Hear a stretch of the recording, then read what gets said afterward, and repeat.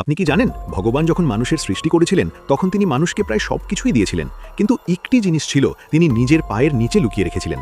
কেন এমন করলেন ভগবান, আর কি ছিল সেই জিনিস? আসুন জানি। দেখুন, সৃষ্টির শুরুতে ভগবান মানুষকে প্রায় সব কিছুই দিয়েছিলেন, কিন্তু একটি জিনিস ছিল যেটা তার হাত থেকে পড়ে যায়, যেটাকে ভগবান তার নিজের পায়ের নিচে লুকিয়ে রেখেছিলেন। মানুষকে পৃথিবীতে পাঠানোর পর মা লক্ষ্মী ভগবান বিষ্ণুকে জিজ্ঞাসা করলেন, প্রভু, আপনি নিজের চরণতলে কি রেখেছেন যেটা আপনি মানুষকে দেননি?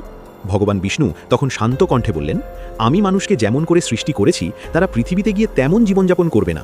ধন সম্পদ, অহংকার আর ঈর্ষার মোহে পড়ে তারা আপনজনেরই শত্রু হয়ে উঠবে।